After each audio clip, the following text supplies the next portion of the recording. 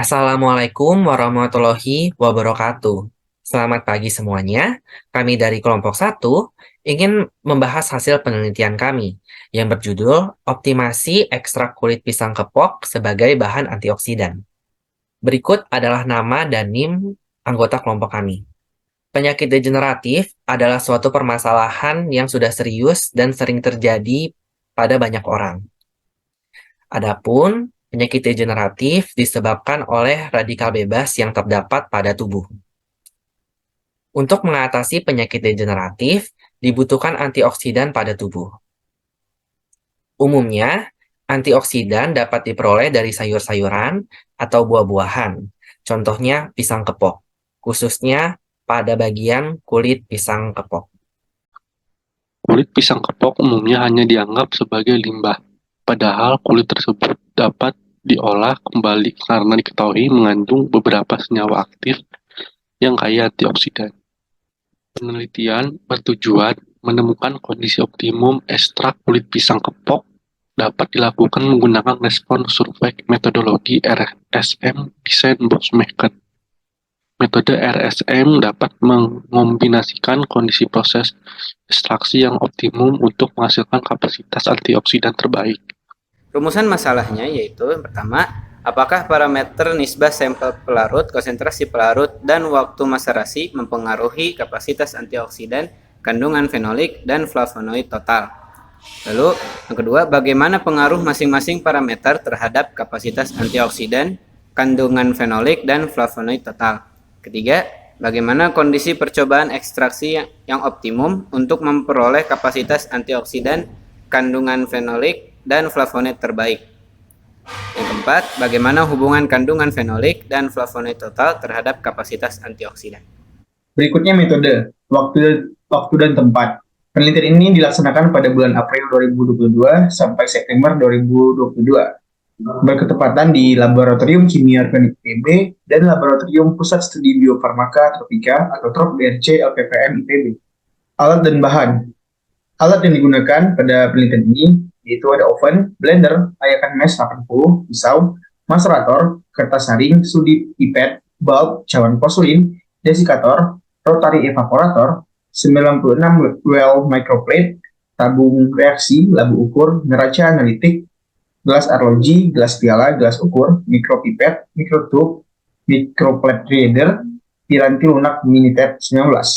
Lalu bahan yang digunakan yaitu kulit pisang kepok berwarna kuning atau kuning kecoklatan, lalu ada standar asap askorbat, etanol 96%, aluminium foil, kertas saring, etanol PA, metanol PA, polin filkaltiu, lalu ada standar asam galat, natrium hidroksida, aquades, AlCl3, kalium asetat 1 molar, lalu standar quercetin. Untuk preparasi sampelnya, pertama-tama kelompokkan dulu pisang kepok yang sudah didapatkan, lalu cuci dan dikeringkan, lalu iris tipis-tipis kulit pisang tersebut, lalu di oven pada suhu 45 derajat Celcius, setelah itu dihaluskan, lalu diayak dengan ayakan mesh 80, serta terakhir didapatkan serbuk kulit pisang. Nah, setelah didapatkan serbuk kulit pisang, serbuk tersebut kemudian ditentukan kadar airnya dengan menimbang bobot kulit pisang sebelum dan sesudah pemanasan pada oven selama 3 jam. Nah, setelah itu kita akan merumuskan desain penelitian. Pada metode ini digunakan Response Surface Methodology Design Box Pattern 3 faktor. Terdapat 3 variabel pada 3 level, sehingga diperoleh 15 percobaan pada tabel di samping ini, di mana X1 adalah nisbah sampel dan pelarut, X2 adalah konsentrasi pelarut, dan X3 adalah variabel bebas. Nah, metode ini mengacu pada metode Alolini 2021 dan Ufa et al. 2020. Selanjutnya, bobot simplicia tersebut ditimbang sebanyak 50 gram dan direndam dalam etanol pada volume dan konsentrasi yang divariasikan. Campuran tersebut kemudian dimaserasi sambil diaduk pada waktu yang divariasikan juga dan dihindari dari sinar matahari. Ekstrak yang diperoleh kemudian disaring dan filtrat yang diperoleh kemudian dipekatkan dengan penguap putar pada suhu 40 derajat dan tekanan 100 ml. Selanjutnya, metode kandungan fenolik total. Untuk pengukuran sampel, ditambahkan 20 mikroliter sampel menggunakan mikropipet ke dalam mikroplet, lalu ditambahkan 110 mikroliter per reaksi Volin-Chia-Chartreux. Setelahnya diinkubasi selama 8 menit, ditambahkan 70 mikroliter NaOH1m, diinkubasi kembali selama 30 menit, dan diukur dengan mikroplet reader ELSA pada panjang gelombang 730 nanometer. Penentuan kandungan fenolik total dihitung berdasarkan kurva kalibrasi hubungan antara konsentrasi asam galat dengan absorbans.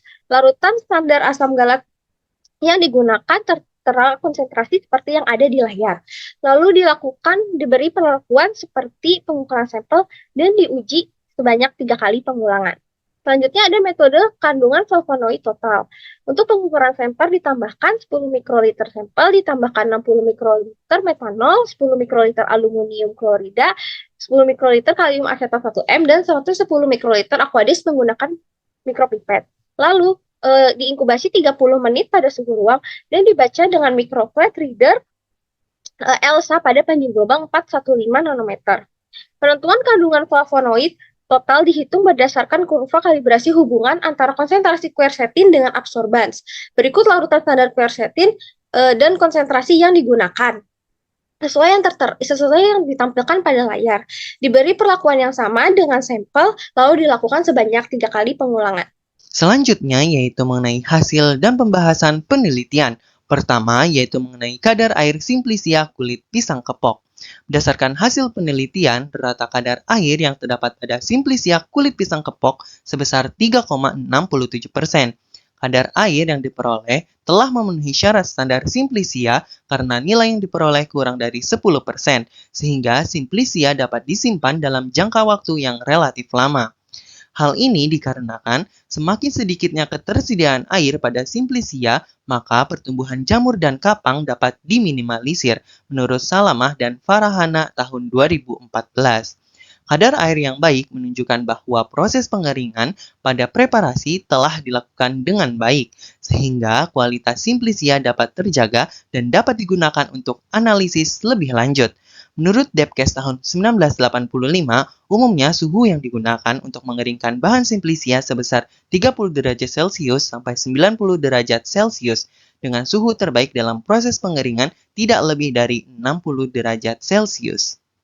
Selanjutnya yaitu mengenai analisis permukaan respon. Pada analisis permukaan respon ini menggunakan metode RSM atau Response Surface Methodology yang berfungsi untuk mengembangkan, meningkatkan, dan mengoptimumkan proses ekstraksi serta mengevaluasi efek dari variabel dan interaksinya berdasarkan Faris dan Pirgevani tahun 2009.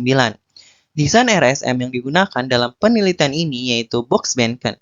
Box-Benken merupakan perencanaan desain untuk eksperimen yang memiliki minimal 3 faktor.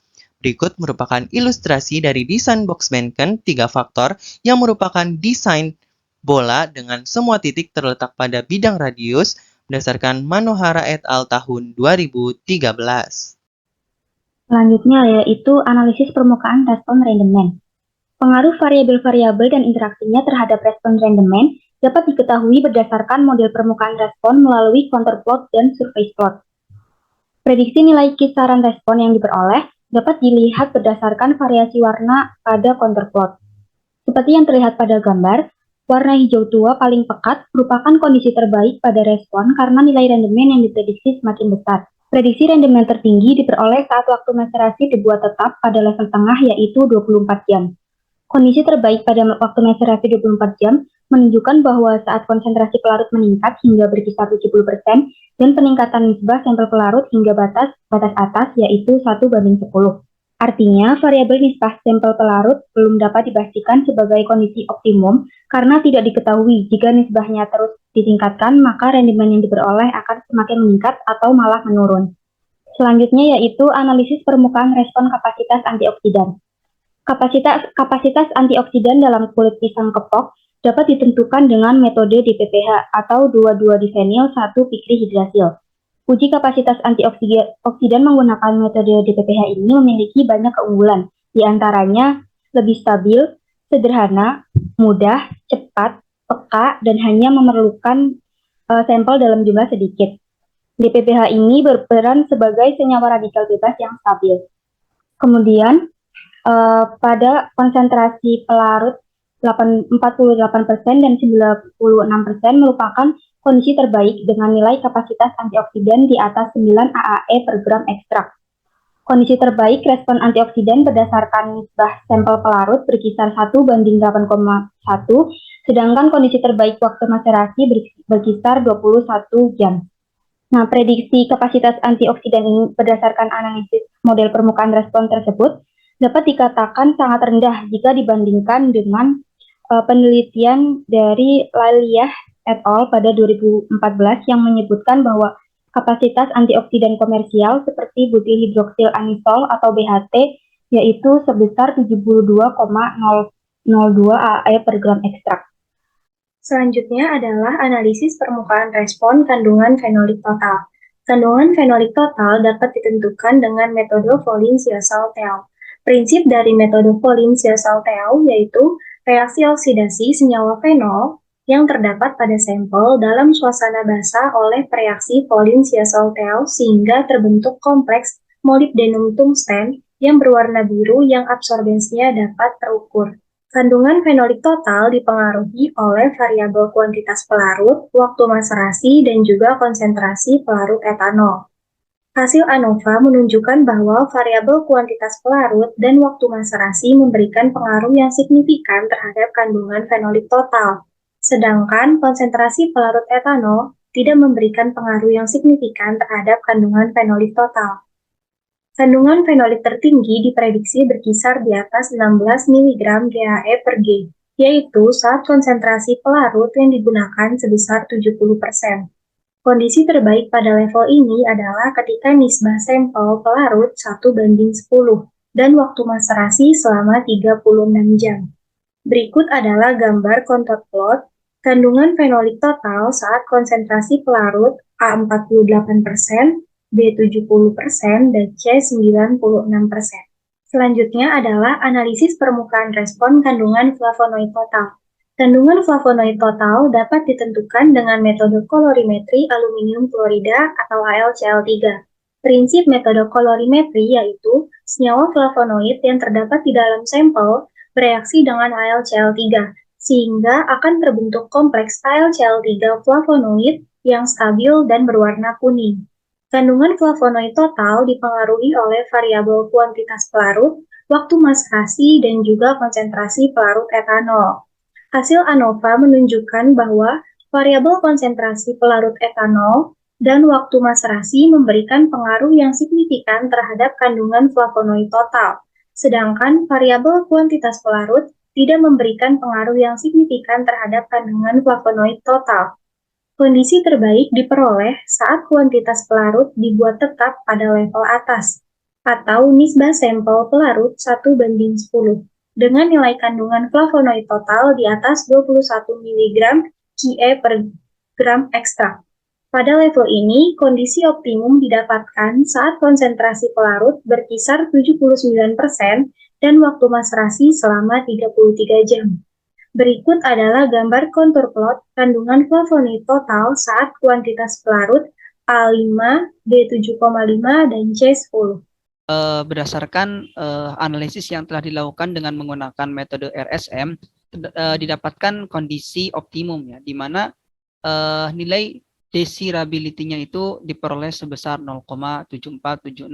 Kemudian nilai desirability ini merupakan tingkat keinginan atau suatu derajat ketepatan pada hasil solusi yang optimum, di mana apabila nilai desirability-nya itu mendekati 1, maka formula memiliki nilai respon dengan spesifikasi yang diinginkan.